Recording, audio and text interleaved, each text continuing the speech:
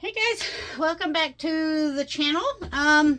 So this is our July project, and it's going to be another table runner.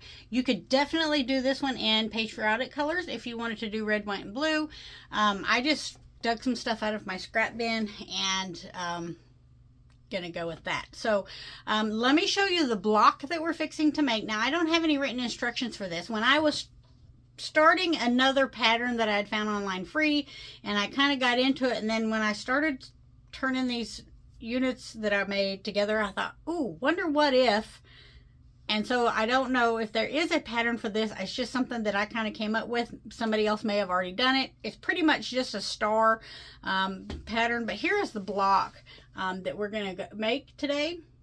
So you'll need two contrasting colors, an accent, which is this red is my accent, and then a center. And I use this cute little fat quarter. There we go. I cut it up and fussy cut some little trucks and different things out of it. So super easy. Like I said, I don't have written instructions for this. I will list the pieces for each block. They're all made the same, but I will list the amount and sizes down in the comment sections. And then I'll also let you know as we get started what you need for each block, and then however many blocks you want your table runner to be, however long you want it to be, just multiply that number by that many blocks. These come out to be 12.5 inches unfinished. So they're a pretty big block. And then I'm just going to show you how to put the blocks together and the secondary pattern. And then you guys can finish it up however you want with borders and anything extra like that. Like I said, it's already, I'm doing 5 blocks in mine, so 12.5. So that's going to be roughly 60 inches by 12.5. And if I add some top and bottom borders, you know, then I can make it a little bit taller if I wanted to. So let's get started. Okay, so for each block, I don't have the pattern, like I said, so I'm just going to give you the measurements and the pieces for each block. And then however many blocks you're going to make, you can just multiply the pieces by that many blocks. So you will need your center square, and I had this cute little fat quarter, and I fussy cut. It had some little trucks and stuff. So you'll need a center square that is 4.5 inches square. You'll just need one of those. For your two main colors, you will need 2 contrasting colors. And for each block, you're going to need 4 each. These are 4.5 by 2.5 inch rectangles. So you'll need 4 each of those. For your accent fabric, you will need 4 4.5 by 2.5 inch rectangles. From your accent fabric, also, you need 4 2.5 inch squares.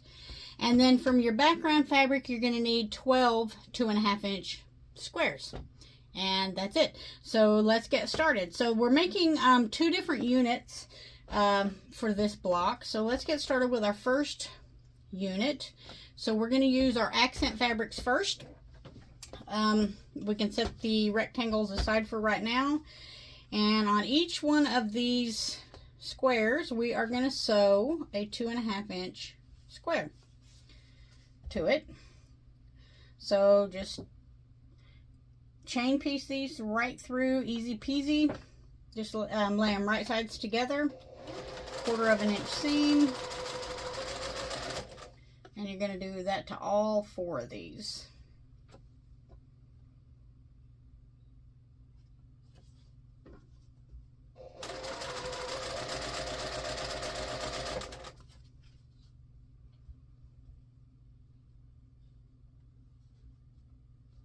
Okay, one more.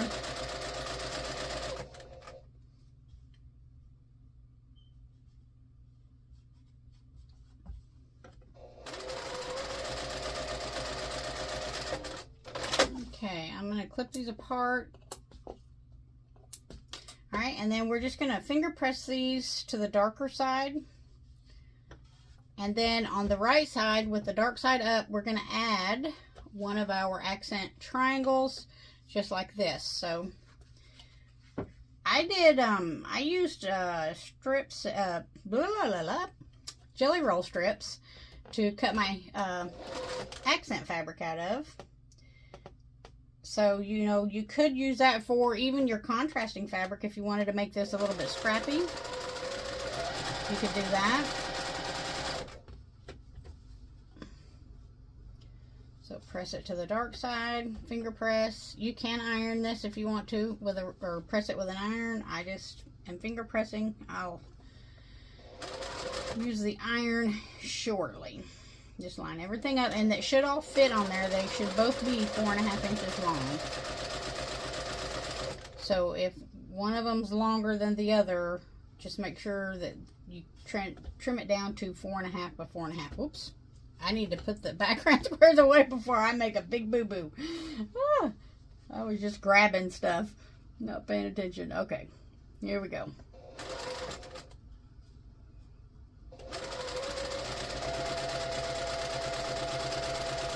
The other day, I sewed 148 half square triangles together without any bobbin thread.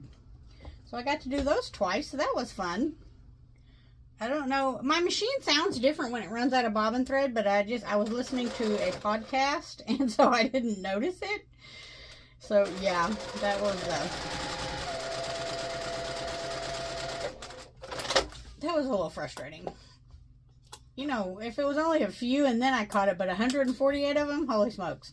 Okay, then we'll press these, and so then you should have 4 units that look just like this. Okay, so our next unit is going to use our contrasting colors. And what we're going to do is snowball just one end of these with our background fabric. But we need to pay attention to the orientation, because we want one going this way. Whoops, that didn't work. Anyway, we want them going opposite directions. So this one's going to go on there like that. That one's going to go on there like that, because when we put them together, this is what we're going to get. So they just need to go in opposite directions. So just pay attention to the orientation. So I do like the first 4 of these, and then I'll bring these in and do them afterwards. Let me look on my other block just to make sure that I've got this one going. Let's see here. Yep, okay. All right, so this one's going this way. Yep, okay. So you can draw a line on the back of these diagonal corner to corner diagonally. You could press these in half into a triangle and press them to make your mark. I'm just using the diagonal seam tape. So I'm going to start at this corner up here, and then I'm going to bring this corner right along my little red line here, and I should be able to just... So when I open this back, all of this should meet up here at the top, and I should have a unit that looks like that. Now we need to do the other side, and like I said, we need it to go, it's hard to tell the front and the back on this fabric. We need it to go the opposite direction. So yeah, okay. So if I go this way with this one, and then I'm going to start at the corner, take a few stitches, and then just line my little point up here.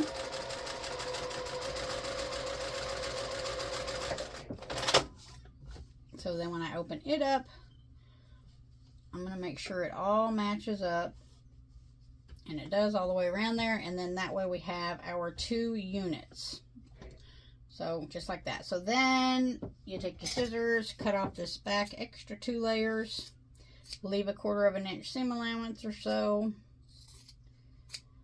and then we'll press these. Let me press these out right quick.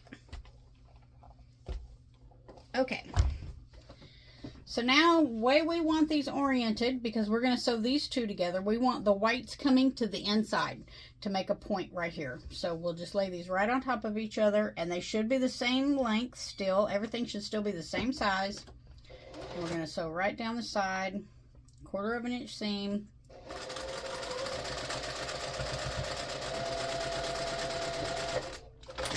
And then when we open these up, I'm just going to finger press this.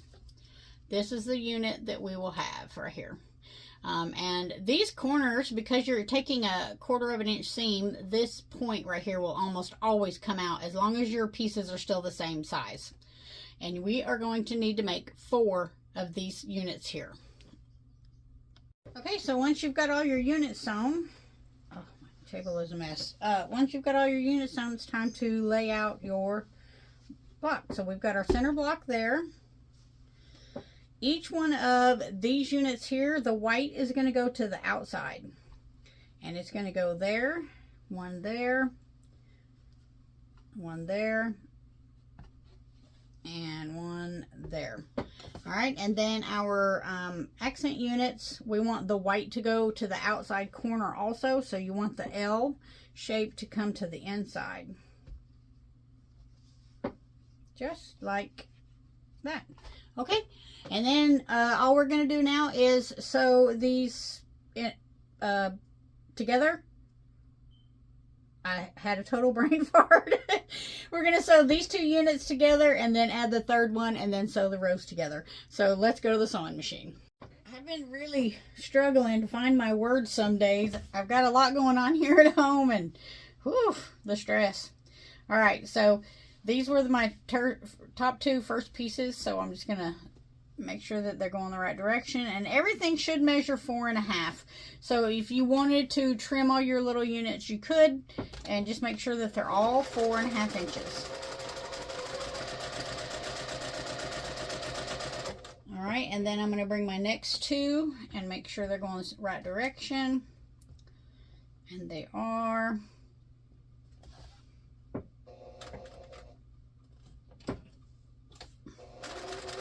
I want to curl up on me there a little bit.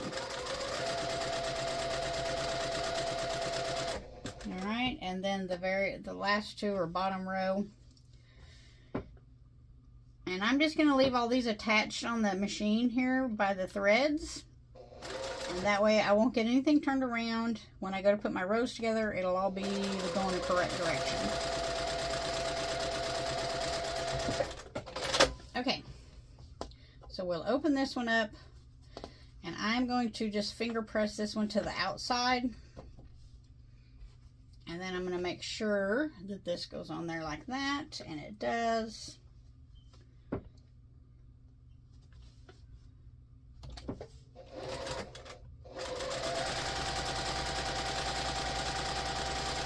Okay, and this one I'm going to finger press to the inside. And then make sure this goes on there correctly, and it does.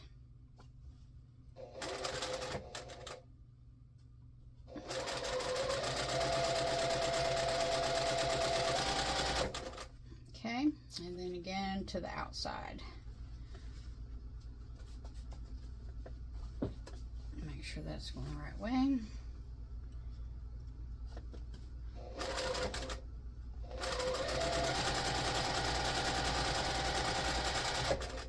Okay, all we got to do is attach our rows. So I know this one's got to be pressed to the inside.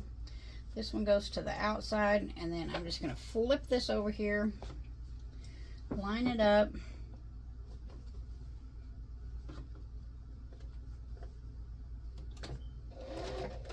Okay, and then nest these center seams.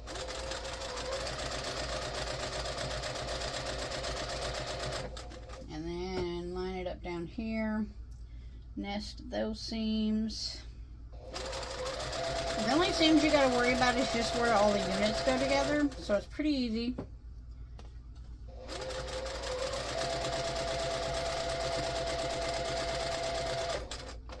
Okay, and then we'll open that up and do the same thing on this one. Press this one to the outside, flip it over, line it up.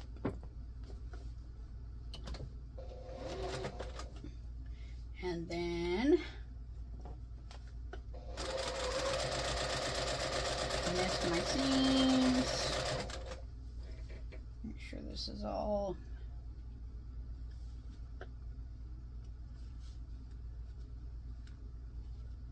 there. We go. Okay.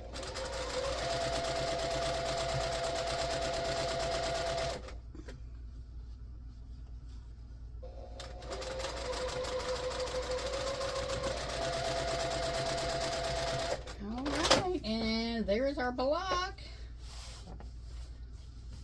There she is. Isn't that pretty? Ah! You know what I did? This row is upside down. Look.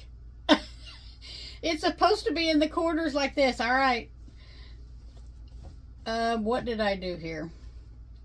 Yeah, I got these turned around. Okay, let me fix this right quick and I'll be back. I'm going to show you, since this is the seams where I sewed the rows together. So these blocks are actually in. I can't just take out these seams and turn those around. I'm going to have to do some partial seam ripping. So what I'm going to do is rip out the seam here, part way down here, and part way across here, and then rip out this seam, turn it, sew it all back in. So I thought I would show you guys how I'm going to do that. I'll do it on this one, and then I can fix the other off camera. So I'm just going to pull the seam out on the one unit in, all the way. I can't believe I did that. I'm telling you, it's my sewing here recently. I probably shouldn't be teaching anything. So this is the unit. Whoops, here we go. This is the unit I'm fixing to take out. So I'm going to come down past where it's sewn in here just a little ways, just to give me some room, probably halfway down the next unit or so. Okay.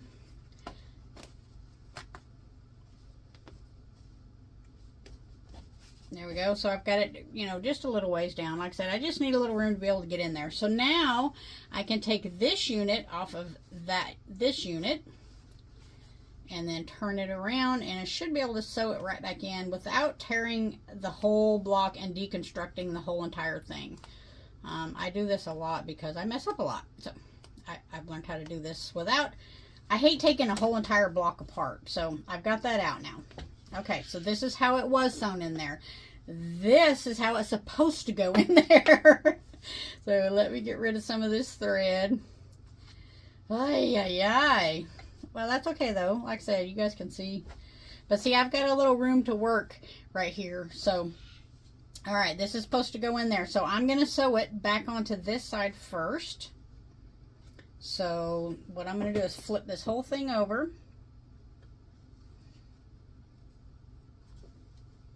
And 1/4 of an inch seam, and then this, because I've got a little room here, I can just flip that out of the way, stitch it on,